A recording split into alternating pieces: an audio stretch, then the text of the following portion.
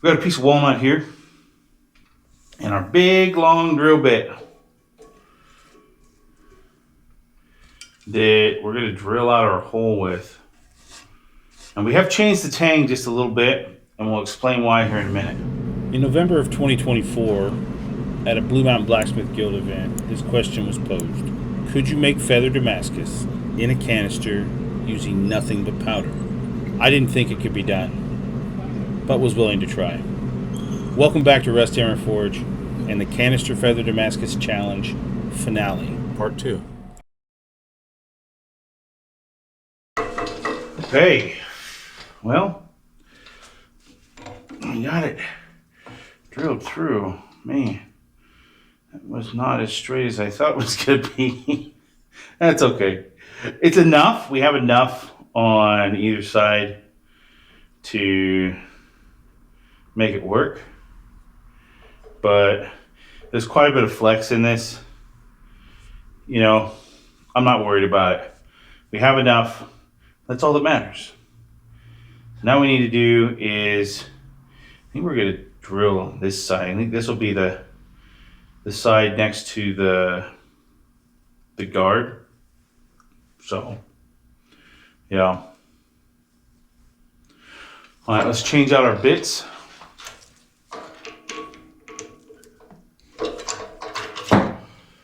Real quick here, go to our 27/64. Oh man, I swear. 27/64. What an odd bit size to choose. Oh well. All right. And we're going to come in here.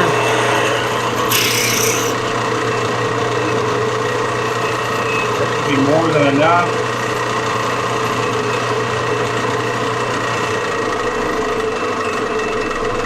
Bam. A wham bam. Yeah, should be more than enough. We're going to fit that to the knife. We'll see you over at the anvil and show you just what we did to that knife. Now, I remember we had a rather robust tang on here the last time we saw it. That's what we're using to drift down through or to set our guard here. What we did is we ended up welding on a piece of a bolt, all thread, whatever we have, to then be able to thread our pommel nut on the end of this, right? So this is still a strong tang. It's not as strong as I'd like it to be, but it's going to be strong because all the freaking connecting points are shouldered and stepped down. And so we have our guard, which has a step down to a shoulder section here that's rather robust. And then the tang steps down. And this is all high carbon, so I mean it's going to be perfectly fine, right? And then this all slides through here. Eventually, we'll get it to all go through there. Right now, it's not wanting to, but that's okay. We'll get it there. We'll just take it, ream that out a little bit. But essentially what happens is this all goes through here, and then our nut sits down flush inside there, and everything is held together with epoxy and a mechanical threaded pommel nut. So we fill this basically with epoxy, and then we tighten this all down as tight as we can get it, as tight as we dare to get it, and then we let the epoxy set. And it's not coming apart, right? Now the good thing is that because you have this mechanical set in here, it's going to be if the handle breaks for some odd reason, all you got to do is you just break the epoxy, right? Which means just basically heating it up. You break the epoxy bond, and you heat it up, and then you can pull it all apart replace the handle material if you need to, and go on about your business. This is also the way you'd make a breakdown. You know, if you wanted this to come apart where, let's say you wanted to be able to change out your handle material. That's what you got going on. This is why you thread the pommel. This is why you thread a pommel when you want a breakdown. This is why you thread a pommel when you want to not have a breakdown. It's just a much stronger connection. So we're going to get this reamed out, this hole reamed out, get this all put together. The next time you see us, we're going to be basically having this handle material rough shaped to the shape we want it. And it's all fine work from that point on.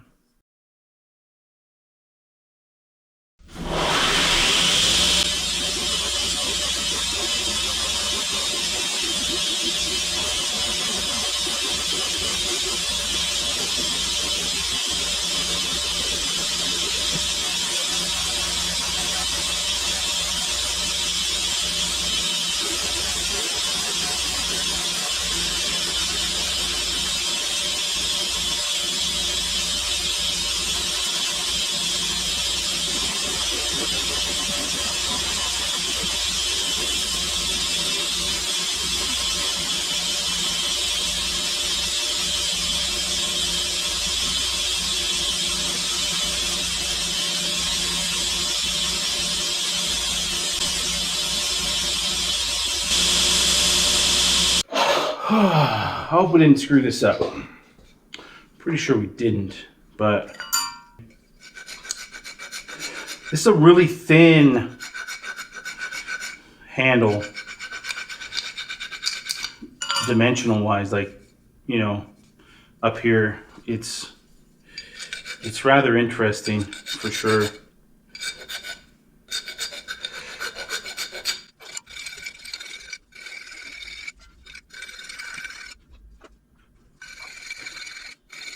It won't be perfect, that's for sure. But that's okay.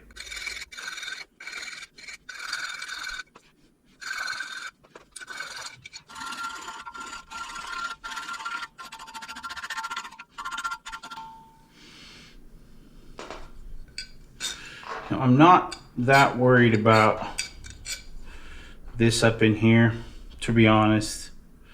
Yeah. Should it be a little bit bigger? I mean, yes and no. I'm not making a showpiece. I'm not making something that we're gonna, you know, be judged on. I mean, I'll be judged on it, public opinion, but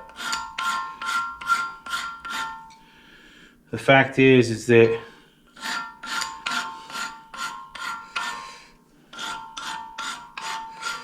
it just has to be functional, and aesthetics will be, I mean,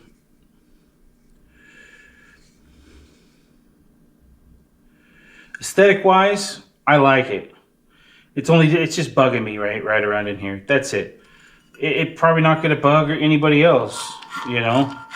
But me, it'll bug me, and I just gotta get over it. Because I'm not starting the handle again. This is the second handle we've done. I'm not doing it again.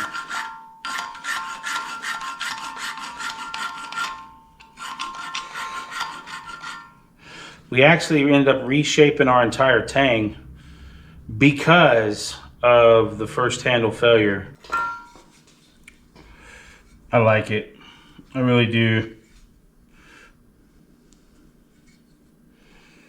I'm actually pretty pleased with it. Better than the last handle that we had for it. We did, for sure.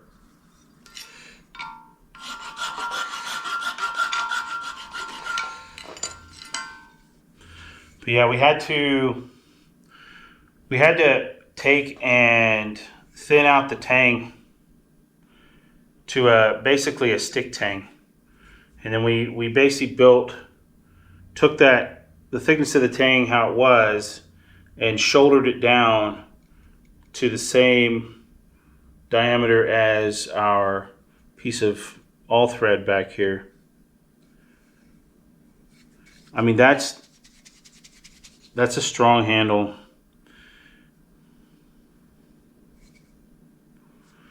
That'll do good.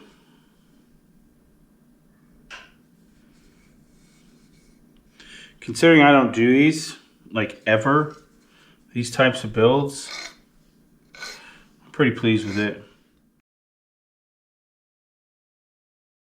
We're gonna do a little bit of carving here. I don't know if you can see it, but I do have a little pattern on here. So what we're gonna do is we're going to carve a little bit.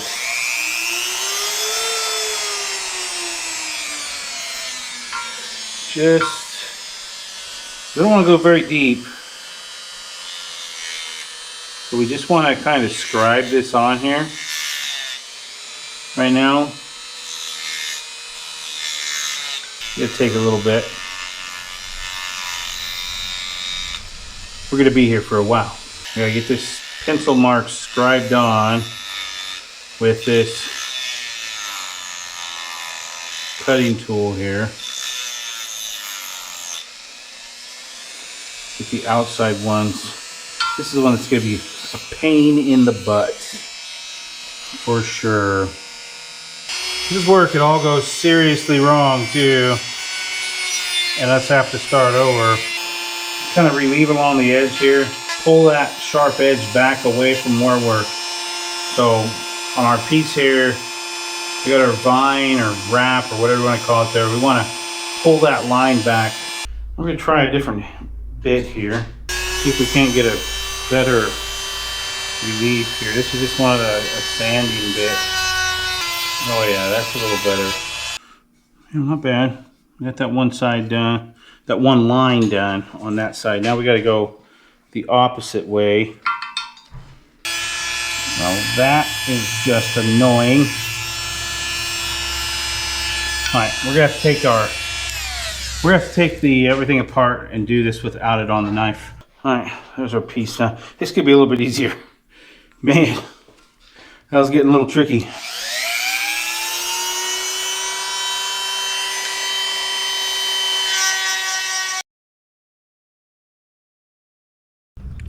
Good morning. So we are on grind day. And I've lost so much footage. I'm really afraid to actually go shoot this whole thing because we've lost so much footage with our GoPro setup that I'm afraid to lose this footage. But we're gonna give it a shot. We have a brand new camera coming on Friday, so in 3 days, counting today. Coming Friday. And we're gonna go see if we lose any footage. I guess if you guys are seeing this, then we didn't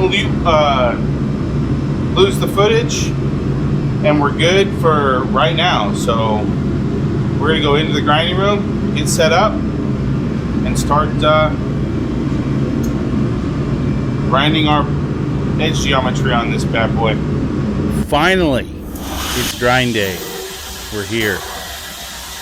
I have been looking forward to and kind of dreading this day since we started this build, because this is where everything can be for naught. Everything up to this point can just go straight in the trash can if you get this grind wrong.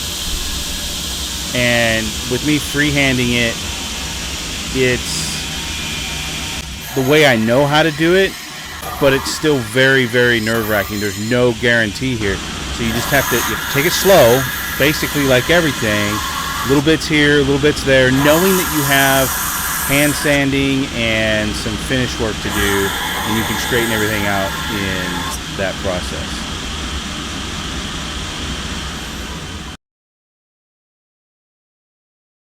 Hand sanding. We're going to be taking this bad boy right here. We're going to hand sand it to 600 grit. We're going to start with 150 and then go all the way up to 600. It's the highest sandpaper I got, so that's what we're gonna have to do. So we're gonna put it in our vise and get to work. We're gonna go 150. We're gonna put a little bit of WD-40 on here. I'm just gonna start sanding it back. Super exciting. Let me tell you what, folks, it is the bee's knees. Oh man.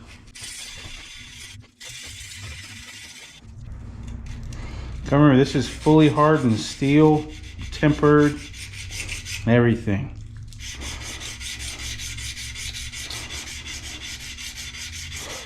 And we did touch it with 120 grit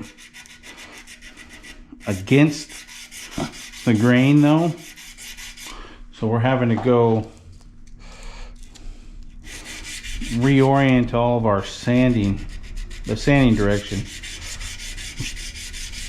Takes out all those really strong grind lines.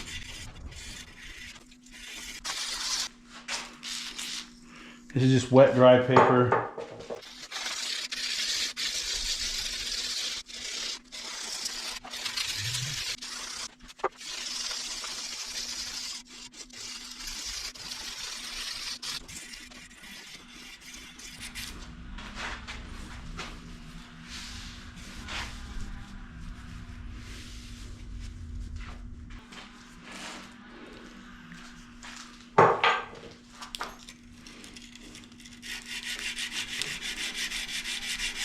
There we go.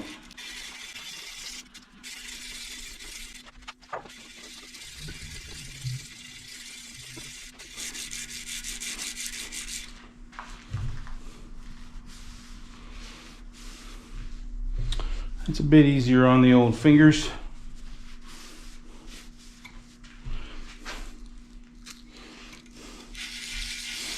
I'm going to change some of the direction here so we can blend this in a little better.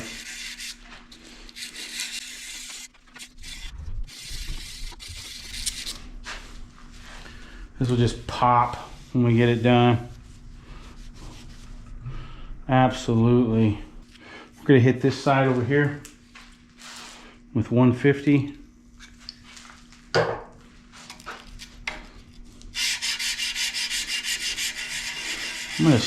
I should have started this way the first time. Get circle patterns, some swirls in it. Seems to offset a little better.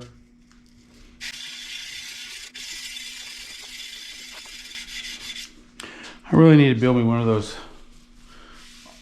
oscillating machines that just pulls the piece back and forth like that. And I just sit here. For sure. Faux show.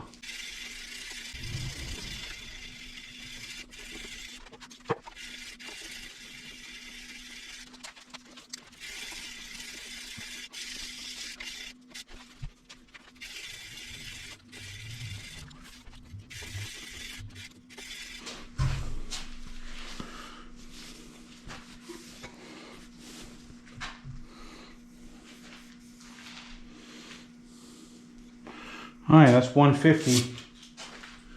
And we're gonna go to 220.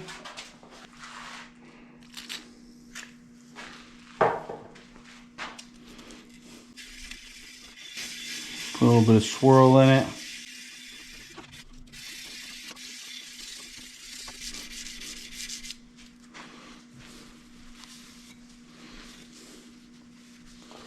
You'll see a little bit right there. A little bit of scratches.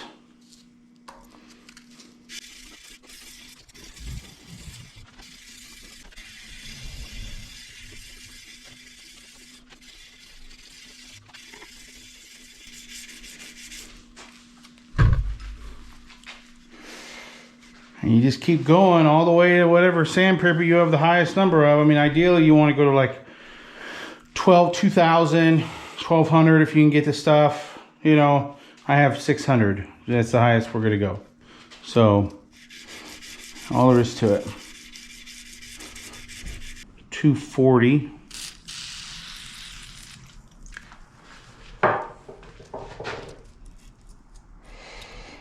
I had to go make a new, grab a piece of smaller metal that wasn't so abrasive, like a file, didn't have any teeth on it, so that we could really do this right.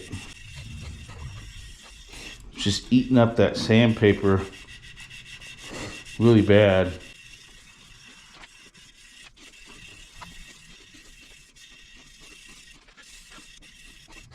It's not too bad. You can still see some scratches in it, but it's not too bad. All right, we're gonna then hop over to our, it's a 320 paper.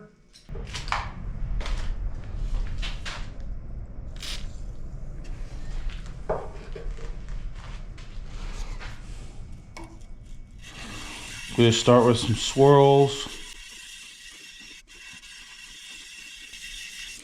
Maybe it may just end with swirls this whole thing at this stage.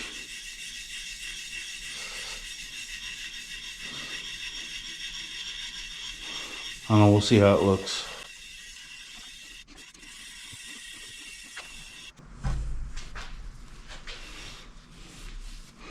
Yeah, the swirls kind of give it that a satin finish.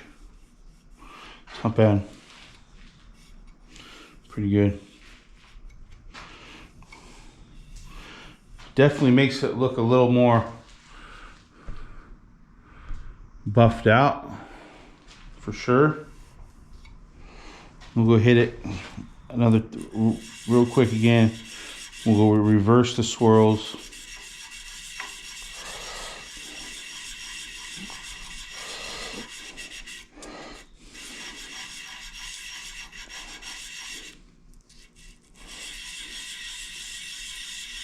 We were going this way to the left. We're going to go back to the right.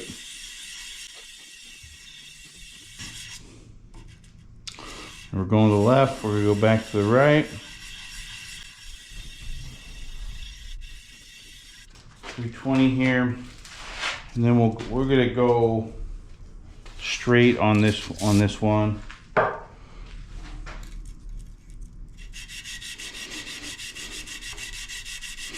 Take all those swirls out.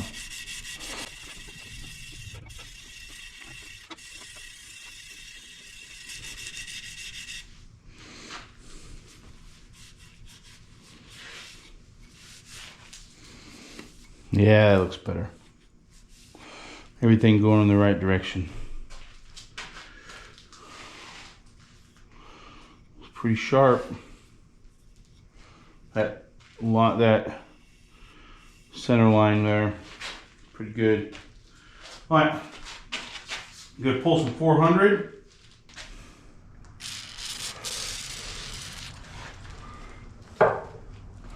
Swirl it first. Do a right-hander, then we'll do a left-hander.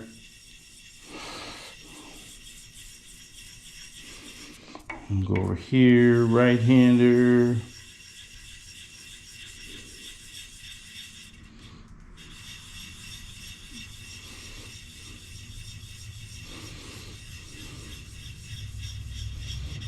Go back, left hand.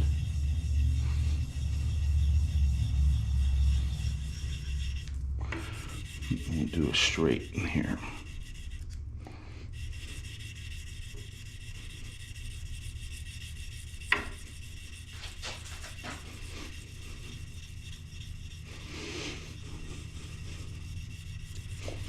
And we'll do this twice. We'll get a fresh piece of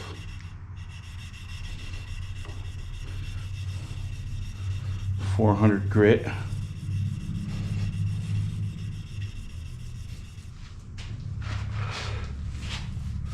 I mean, just that right there really changed the, you probably can't see it, but just that 400 really changed the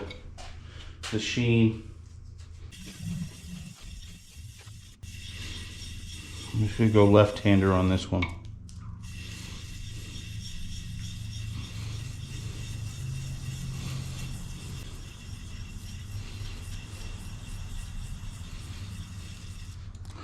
Into a straight.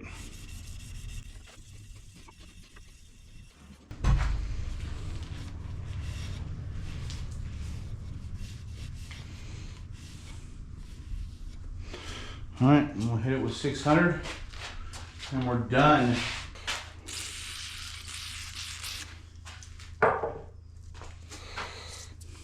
Same as before. Do some swirls.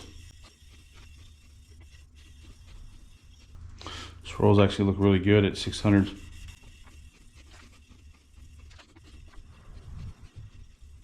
One more straight.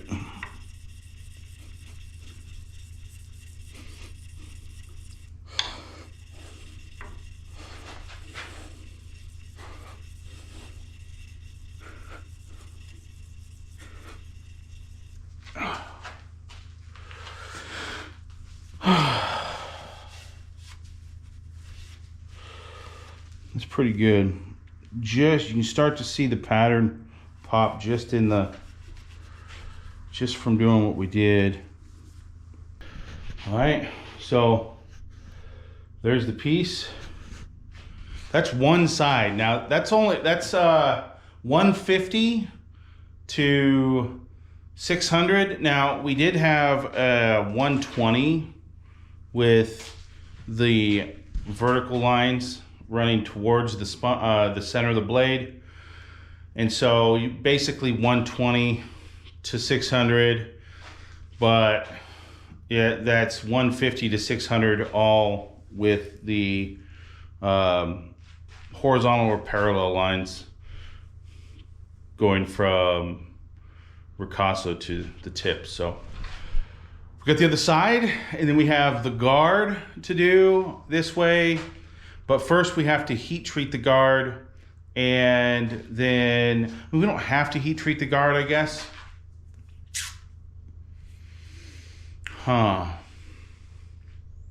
Should we heat treat the guard? It is Damascus.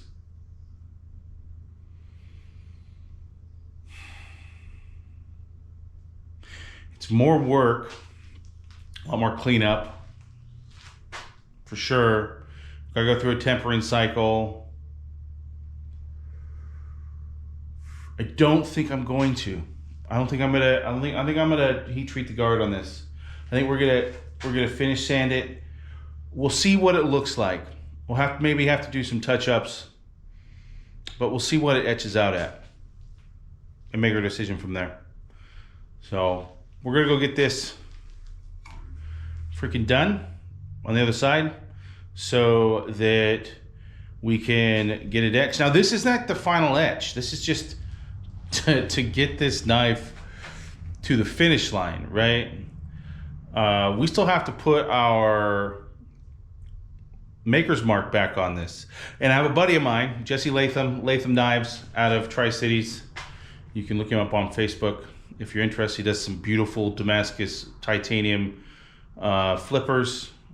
And yeah, bar none.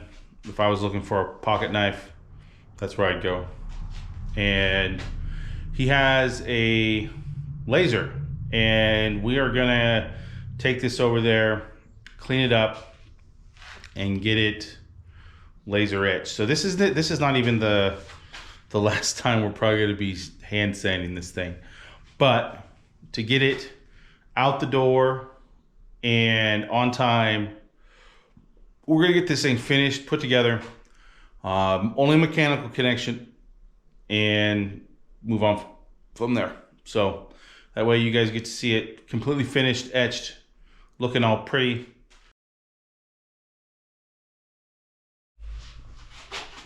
All right, we're at the very end of our build here of our version of a Fairbairn Sykes fighting knife, and we're at a point to where essentially it's finished.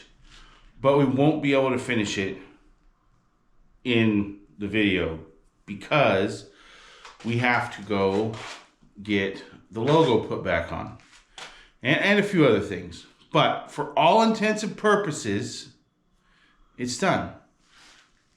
And here it is.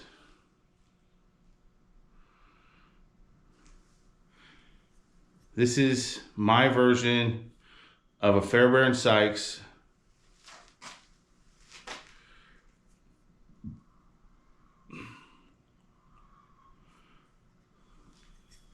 we have our pommel cap, our nut,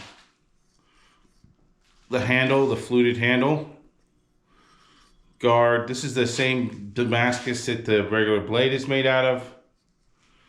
And of course, the diamond grind on the blade itself, all the way down to the guard. It's a really cool piece, it really is. But let's talk about some of its issues here. So some of the main issues of it is fit up. It's not great. I mean, it's okay, right? It's okay. But in here, could be better. Could be worse too, but definitely better. The guard and blade matchup, definitely better. The carving on the handle could be a little less freehand, a little more planning for sure. But you gotta remember too, this is the third one. I mean, we have the second one and it just, no good. This is the one you guys saw me carving. This is the one that we had to carve in a couple hours to get it done. And it turned out really, really good. I mean, I really like it. But of course I made it. But I don't like everything I make. It's not sharp right now. It's still pretty thick. We're about, probably a 16th of an inch edge. They actually might consider that an 1/8 of an inch, but I think it's closer to a 16th. And our pommel's still messy.